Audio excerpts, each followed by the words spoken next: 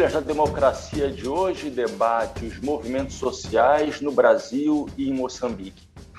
Os nossos convidados são Remo Mutzenberg, professor do Departamento e do Programa de Pós-Graduação em Sociologia da Universidade Federal de Pernambuco, e Isabel Casimiro, professora do Centro de Estudos Africanos da Universidade Eduardo Mondlane, em Moçambique.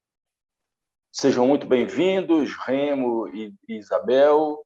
Espero que nós façamos aqui um bom debate sobre movimentos sociais nesse momento, que é um momento muito grave, na verdade, da história da humanidade.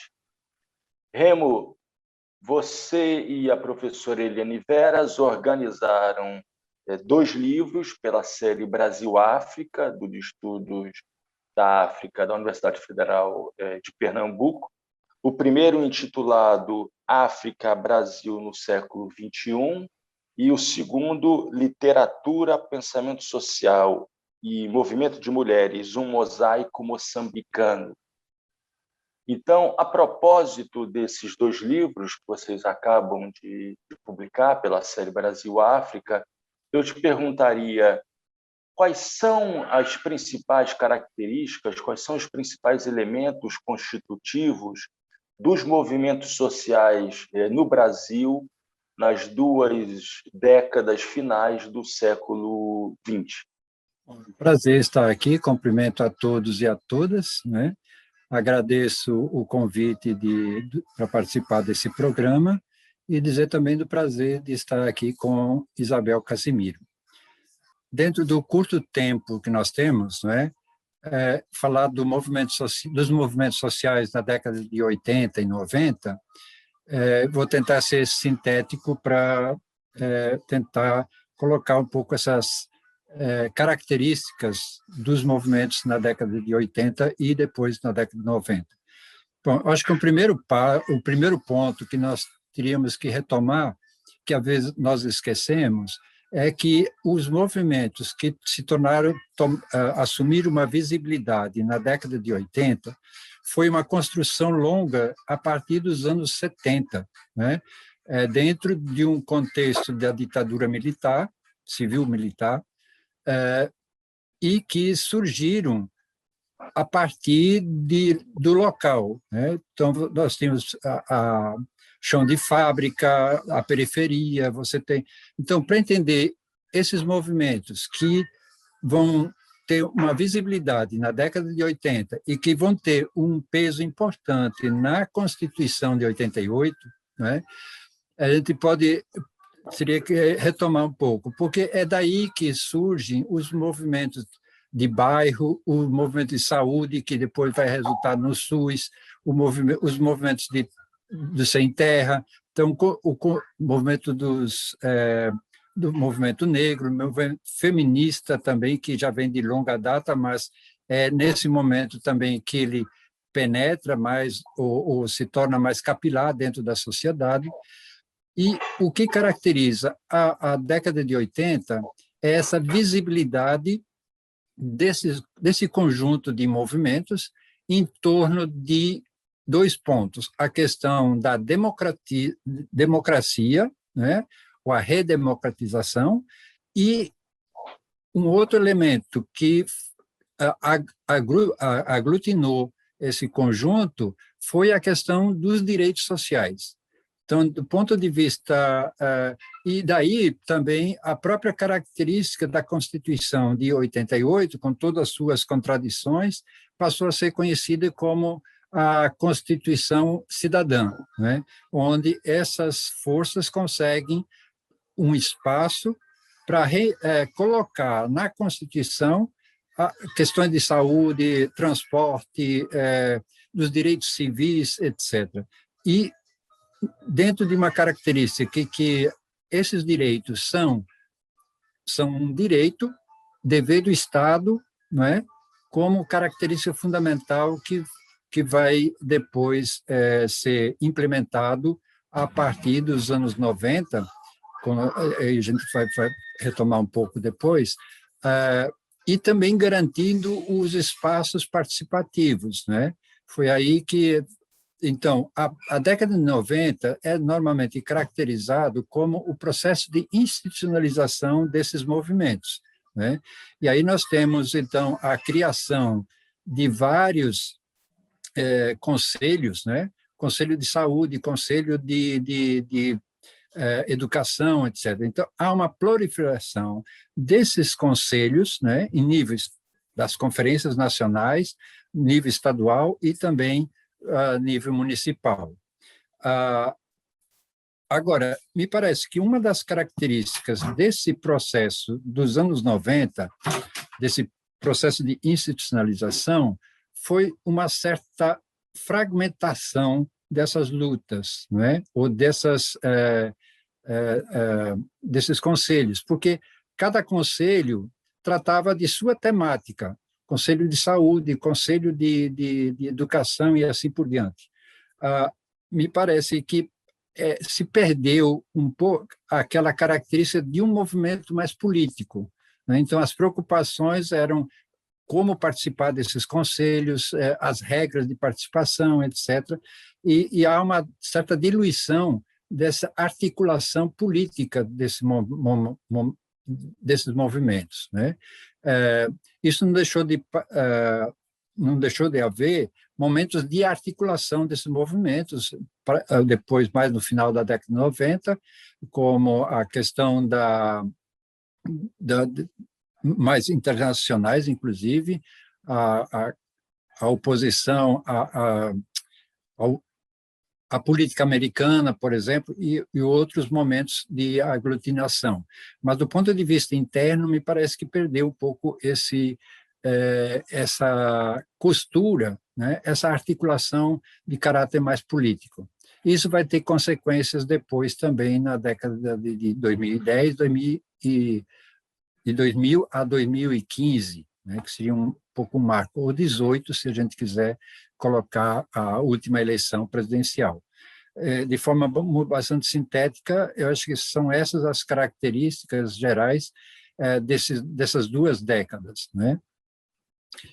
E aí então, houve uma produção muito grande sobre esses processos participativos, com relação às limitações, etc. Várias publicações foi um pouco o foco de análise da década de 90, muito mais, não tanto mais os movimentos, mas esses espaços participativos, né? Isabel, Remo fez referência na sua análise a esse binômio democracia e direitos sociais. E o Brasil havia, como ele bem frisou, acabado de sair de uma ditadura, a ditadura civil-militar instaurada no Brasil em 31 de março de 1964. No caso moçambicano, o país havia acabado de sair do seu processo de independência de maneira revolucionária. Quais são as principais características, quais são os principais elementos constitutivos dos movimentos sociais nesse pós-independência ocorrida em meados da década de 70 em Moçambique? Muito obrigada, Marco. Que bom podermos estar aqui juntos a pensar sobre estes assuntos. Como foi referido, nós na década de 80, nós estávamos a sair da independência de Moçambique, não é? Foi em junho de 1975. E se nós formos a analisar, e é preciso contextualizar isso, não é? A situação anterior em Moçambique era uma situação bem complicada, de colonial fascismo, e que piorou em termos de movimentos com a Constituição de 1933, não é? A Constituição de Salazar e do Estado Novo, que proibiu toda uma série de organizações que existiam depois da implantação da República em 1910. Zamparoni fala sobre isso, ele analisou os jornais, depois daquele período da Primeira Guerra Mundial, e alguns movimentos algumas associações, aliás, que foram surgindo. Então, quando nós temos a independência, o movimento social que existia, de acordo com alguns analistas, era a Frelimo, a Frente de Libertação de Moçambique, que lutou pela independência de Moçambique.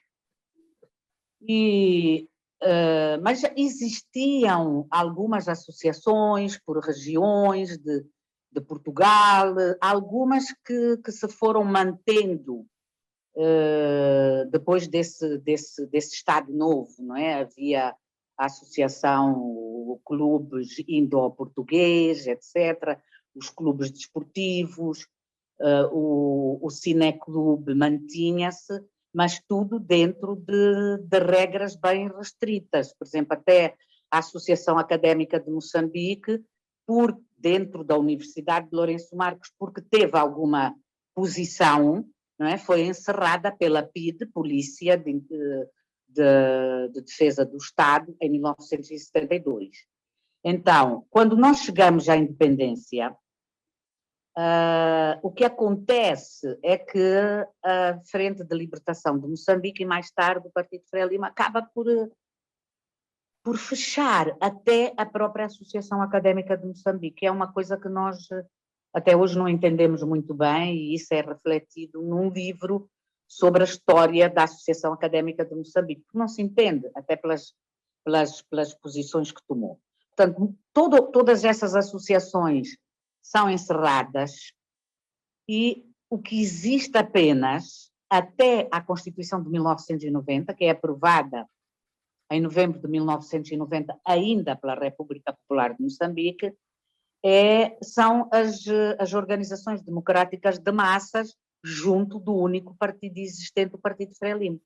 Portanto, a Organização da Mulher Moçambicana, que já tinha sido criada em 1973, portanto, no contexto da luta armada, tinha sido criada pela Frelimo, o seu aniversário foi celebrado na semana passada, não é? Foi criada em março. Depois é criada a Organização da Juventude Moçambicana, OJM, e a Organização dos Continuadores Moçambicanos, bem no estilo, no modelo do que acontecia nos antigos países socialistas. E é criada também a Organização dos Continuadores Moçambicanos. Uma espécie Sim. de correia de transmissão, do Partido Revolucionário. Absolutamente. Então, é isso que nós temos. Até 1990, quando é aprovada a nova Constituição, que aprova o multipartidarismo e as liberdades democráticas. Portanto, nesse período é o que nós temos. Monopartidarismo, portanto, em certa medida uma continuação do que acontecia antes, não é? Mas num contexto de criação de um Estado revolucionário, de um partido marxista-leninista, etc. Portanto, nesse período nós apenas temos, e antes do surgimento, portanto, de novas associações, nós apenas temos duas. Temos a Associação Moçambicana para a Defesa da Família e temos uma Associação de Mulheres Empresárias Executivas, que paradoxalmente surge antes da aprovação da nova Constituição. E temos a União Geral das Cooperativas, que não se pode considerar uma associação, não é? Mas que existia mais ou menos desde 76, 77, por causa de todos os problemas da alimentação que nós estávamos a viver, sobretudo na cidade de Maputo, e também um problema que muitas mulheres viviam porque os seus maridos estavam a trabalhar na África do Sul, não é? E elas precisavam de fazer alguma coisa para alimentar as suas famílias. Então, nos anos 80, 75, até toda essa década de 80, nós temos essa situação, não é? De organizações democráticas de massas ligadas ao Partido Frelimo. Remo, até agora nós discutimos esse panorama dos movimentos sociais no Brasil e Moçambique nas últimas 2 décadas do século XX. O que muda, tanto na forma quanto na substância da movimentação social no Brasil com a virada do século? Marco, nós podemos pensar a partir de 2000, né, 2 períodos. Acho que um primeiro período vai de 2003, com a eleição de Lula, até início da década de 2010, né? Então, acho que são dois momentos distintos que marcam essa presença dos movimentos sociais no Brasil. Eu acho que houve, em torno da eleição de Lula, do processo eleitoral de 2000 e da eleição de 2003, um grande movimento, uma articulação desses diversos movimentos em torno da campanha de Lula. Com a eleição de Lula, houve uma expectativa muito grande dos movimentos sociais em relação a esse governo. Bom, acho que no primeiro momento, aquelas conquistas que foram conquistadas na Constituição de 88, né, elas começam a tomar forma já antes, mas principalmente no governo de Lula, com novos espaços de conferências, a ativação e a concretização desses espaços participativos. Então, houve várias conquistas nesse momento, de 2003 a 2010, né? Entre eles poderiam citar a questão das cotas raciais, que já vinha de uma discussão anterior, a questão da inclusão da África no ensino, a questão dos direitos das mulheres, e aí várias conferências foram realizadas, entre outras, né? Então, houve avanço também no campo da educação, que não daria para a gente... Mas acho que a característica é essa, quer dizer, a abertura, a concretização desses espaços, né? Agora, eu concordo com Célie Pinto, quando ela diz que, nesse período também, houve uma certa priorização do governo em políticas públicas, e esquecendo a questão da participação da população nesses processos. E aí houve uma predominância das forças, por exemplo, econômicas, as pressões econômicas e toda uma pressão que vem de antes, né, de implementação de políticas neoliberais. Bom, esse quadro gera para os movimentos sociais uma situação bastante ambígua e complexa. Por um lado, são apoiadores desse governo, né? Então, o que Poleto vai chamar de há uma ambiguidade no sentido de apoiar esse governo, porque muitos desses líderes dos movimentos sociais foram integrados ao governo do PT, né? E, por outro lado, também há uma crescente, vamos dizer assim, uma crescente incômodo, né, em termos da não concretização de políticas, né? Então, há uma dupla atuação. Por um lado, o apoio ao governo, por outro lado, as manifestações de reivindicações e mobilizações no sentido de acelerar aquelas mudanças, né? E aí nós tivemos também, na década de 2000 a 2010, as grandes mobilizações, por exemplo, de mulheres, do Movimento Sem Terra. Houve uma mobilização bastante intensa nesse momento. E um certo mal-estar nessa relação entre movimentos sociais e o governo, né? Então, isso acho que está colocado também nas análises, por exemplo, da composição dos ministérios no governo Lula, quer dizer, tentando conciliar diferentes forças políticas nesse governo. Bom, eu acho que isso há um certo desgaste, né? Por outro lado, né, você tem a emergência de todo um contramovimento, que começa com a questão da corrupção, mas também você já tem uma discussão lá no início da década de 2002, 2003, por exemplo, toda uma discussão sobre escola sem partido, né? Então, há uma ebulição também da parte da direita, né, em relação a um contramovimento. Isso é acrescido também dentro de um contexto internacional de crescimento de grupos neofascistas ou neonazistas e todo um discurso antidireito, antigênero, e aí também a questão da anticiência e uma postura também antipolítica, né? Que vai ter sua repercussão no desgaste das instituições democráticas, né? Isso é muito nebuloso ainda no início de 2000, mas ela vai se configurando de forma mais clara a partir de 2013.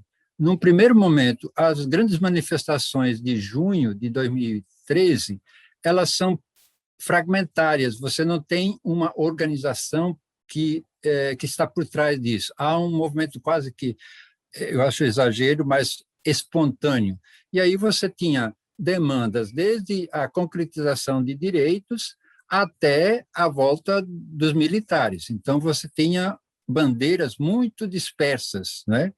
Agora, também há uma ação mais coordenada no sentido do antipetismo, que começa a também surgir nesse período. E aí todo o Lava Jato, você tem também aí a influência dos meios de comunicação, do discurso anticorrupção, então nós temos esse momento meio ambíguo, né, mas que começa a delinear um discurso de direita, né? 2014, nas manifestações contra a Copa, você começa a ter uma configuração mais clara. Você tem o discurso, por exemplo, de direita, né, de extrema direita, e você tem um discurso também, principalmente, e uma das características desses movimentos é a participação dos jovens, né, e então você tem dois pontos. Um discurso mais de extrema direita e outro discurso em torno das demandas sociais, etc., mas sem uma clara visão de composição disso, né? E há um certo vácuo político, ideológico, por parte do próprio governo, né? que nos períodos anteriores conseguiu agregar esse conjunto de movimentos pelos direitos, etc. E o marco disso e a definição desses discursos vai ser o discurso antipetista, que vai agregar um conjunto diferente de grupos, não é? Que é o impeachment de Dilma, não é? Que foi em 2015, onde você tem uma agregação de discursos, por exemplo, anti-ciência, terraplanismo. Você tem um discurso também do armamento da população, setores mais voltados a questões morais, como os evangélicos, e esse movimento vai se configurar em torno desse conservadorismo. E aí tem toda uma influência, por exemplo, de Carvalho, etc., que é um movimento não só do Brasil, mas ele é bem mais amplo.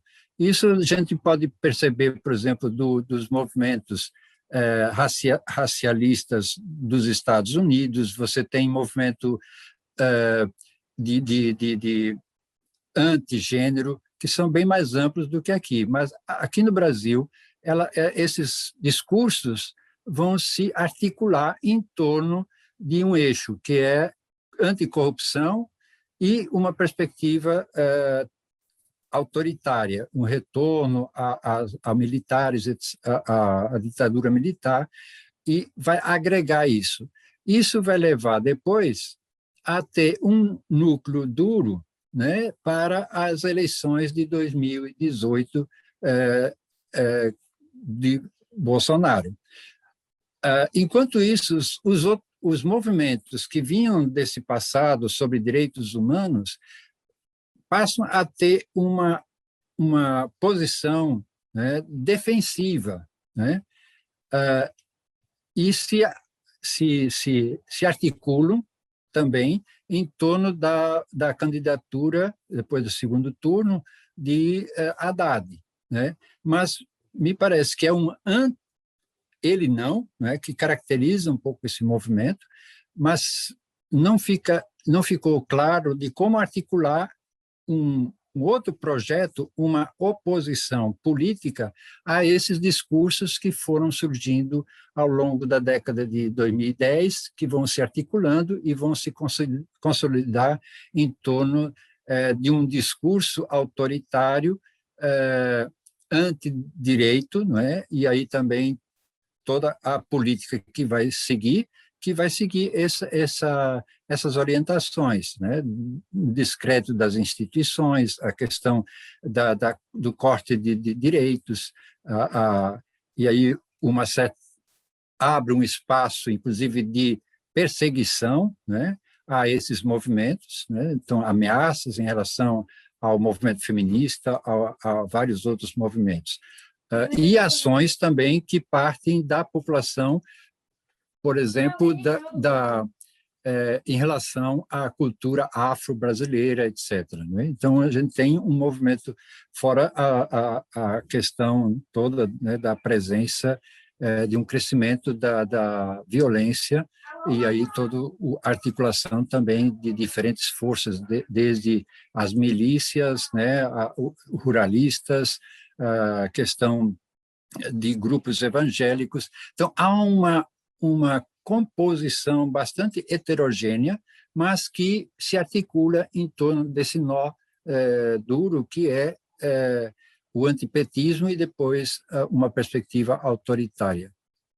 Me parece que um pouco rapidamente colocando, lógico que tem muitas outras dimensões dentro desse processo, mas que o tempo não permite. Isabel, eu te pediria agora para, então, fazer uma análise sobre as mudanças que ocorrem em Moçambique e, se você tiver tempo, também sobre a África do Sul, em relação à forma com que os movimentos sociais em Moçambique, onde você mora, mas também na África do Sul, entre partidos, organizações políticas que acabam se confundindo com o Estado, como a Frelimo em Moçambique e o Congresso Nacional Africano, na África do Sul, e os movimentos sociais.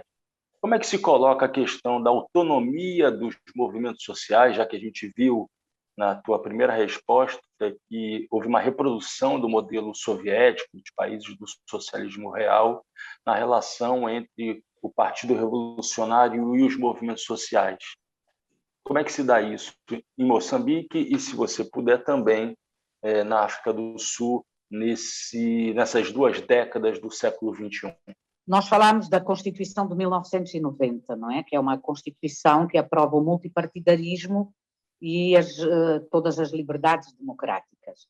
O que acontece é que nós assistimos a uma proliferação de associações e de redes que podem ser articuladas a nível nacional, a nível austral, a nível do continente africano e a nível internacional.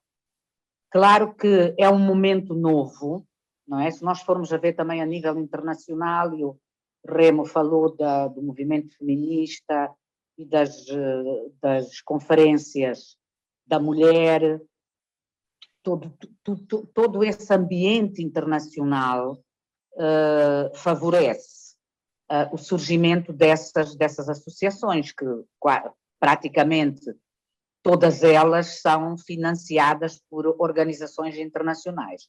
Um outro aspecto que favorece também é o final da guerra de desestabilização que nós tivemos, praticamente desde a independência, movida pelo apartheid na Rodésia, não é? Que termina em 1980 com a independência do Zimbábue, não é? E depois em 1990 com a libertação de Mandela e com as primeiras eleições livres, não é? Na África do Sul.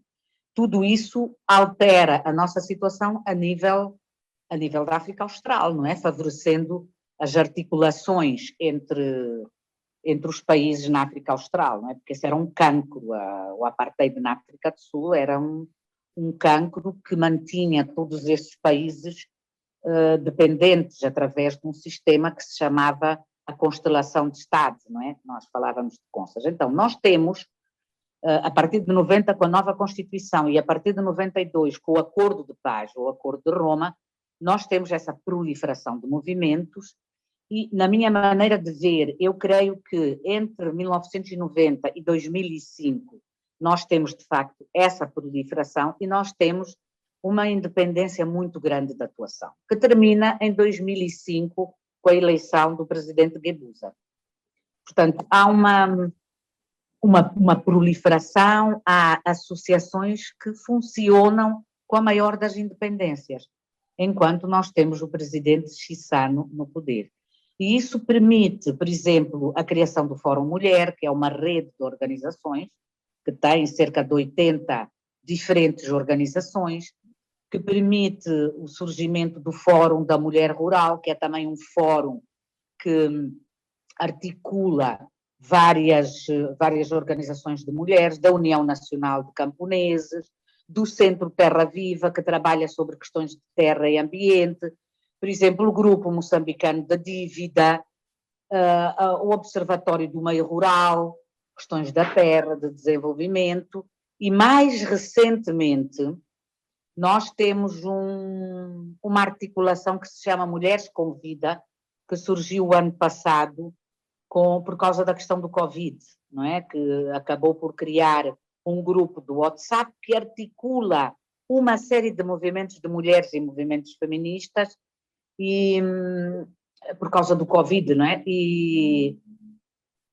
que também criou uma plataforma digital que se chama Mulheres com Vida, não é? Por outro lado, surgem também campanhas, por exemplo, a campanha Son Tavas, que é uma campanha contra a violação, estupro de menores e contra o assédio sexual, e campanhas que envolvem várias associações contra as uniões forçadas de mulheres. Neste processo, não é, que tem dois momentos, esse momento de 1990 até 2005 e de 2005 para a frente, em que há retrocessos e a tentativa de fechar o espaço democrático, nós temos uma experiência extremamente interessante das jovens feministas. Eu creio que é muito importante falar nisto, porque é um processo que se passa em Moçambique como se passa em todo o mundo, em que essas jovens, servindo-se do artivismo, ou seja, o uso de plataformas digitais, realizam diálogos sobre o seu posicionamento em relação ao que se espera de uma menina. Nós aqui falamos de rapariga, não é? De uma menina e de uma mulher na sociedade, não é? Portanto, a obrigatoriedade do casamento, a obrigatoriedade de ter filhos. E essas meninas, a partir de exemplos concretos que elas estão a viver nas suas famílias, etc., e sobretudo a partir de 2005, com esse fechamento do espaço democrático, elas refletem sobre aquilo que se espera delas, não é? E é muito interessante aquilo que elas fazem o mata-bicho feminista, elas debatem sobre uma série de questões, sobre as danças, que muitas vezes são danças patriarcais, onde só devem dançar homens, portanto num contexto, a partir de 2005, de fechamento do espaço democrático, nós encontramos uma série de articulações, por exemplo, a questão da dívida. Nós temos o Grupo Moçambicano da Dívida, mas temos agora também novas articulações por causa das dívidas ocultas e a coordenadora desse movimento recebeu um prémio internacional. Em relação a essa questão de contramovimentos, o que é que nós temos? Nós não temos contramovimentos tão abertos, não posso dizer tão abertos, não os temos como no caso do Brasil, por exemplo, e que o Remo falou, não é, em relação contra o feminismo, contra a ideologia de género. mas nós temos outras formas de atuação, não é? Por exemplo, quando se coloca a questão de que nós não podemos entrar no espaço público, aliás, em espaços públicos, sim, em espaços do governo, vestidas de qualquer maneira, não é? Homens não podem entrar de calças curtas, não podem entrar de chinelas, eu não posso ir dar aulas de alcinhas, de manga cava, portanto, há outra forma de controle do corpo da mulher que nós estamos a ver a partir do próprio governo, não é? E que leva a que haja reações do nosso lado. Por exemplo, as mulheres não podiam entrar num centro de saúde, e já terminou isso, não é? De alcinhas. E o homem que fosse acompanhar, por exemplo, uma mulher que estivesse bastante grávida, não podia ir de calção. Portanto, a gente verifica alguns movimentos contra a partir daí. E também, e vou-me ficar por aqui, nós verificamos por parte do próprio Partido Frelimo, do movimento interno, que começou com o presidente Guebuza, contra os chamados, que agora está-me a falhar, não é? A palavra, contra os que são considerados não patriotas, não é? Aqueles que se dizem contra o Partido Frelimo, não é? E lá dentro se articula aquilo que se chama o G40, que sequestra e atira contra determinadas pessoas e que chega até a assassinar pessoas. Portanto, o que é que eu posso dizer? Por um lado, nós temos uma proliferação de movimentos que tentam abrir e ocupar esse espaço público, mas, ao mesmo tempo, há, dentro do Partido Frelimo, a partir de 2005, um movimento para fechar esse mesmo espaço público, quer seja através de nova legislação, por exemplo, em relação aos mídias, de tentar cortar as suas liberdades que estão previstas na nossa Constituição, não é? E por exemplo, mesmo em relação agora com a revisão da Lei de Terra, cria-se uma comissão que apenas tem uma mulher, num país onde a maioria das mulheres é que trabalha a terra, não é? Portanto, são camponesas. São várias formas de fechar esse espaço público, quer seja através da criação de grupos que tentam amedrontar e até assassinar pessoas que são consideradas antipatriotas, como através de legislação, não é? Como no caso dos mídias, como através de criação pelo próprio Estado, pelo próprio governo, de grupos que estão a fazer a revisão da legislação, onde eles acabam por impedir a participação de pessoas que estão em organizações e que participam mais ativamente nessa questão, como no caso da revisão da Lei de Terras. Bom, nós nos aproximamos do fim desse Trilhas da Democracia e das várias conclusões que nós podemos tirar das falas de Remo e Isabel, aquela de que os movimentos sociais se encontram mais uma vez em confronto, em luta com as intenções restritivas da parte de governos e da parte de estados. Eu gostaria muito de agradecer você, Isabel, daí de Maputo, em Moçambique, Remo, do Recife, em Pernambuco, e o Trilhas da Democracia volta na próxima semana, sempre debatendo temas relativos à defesa da democracia e dos direitos humanos. Até lá!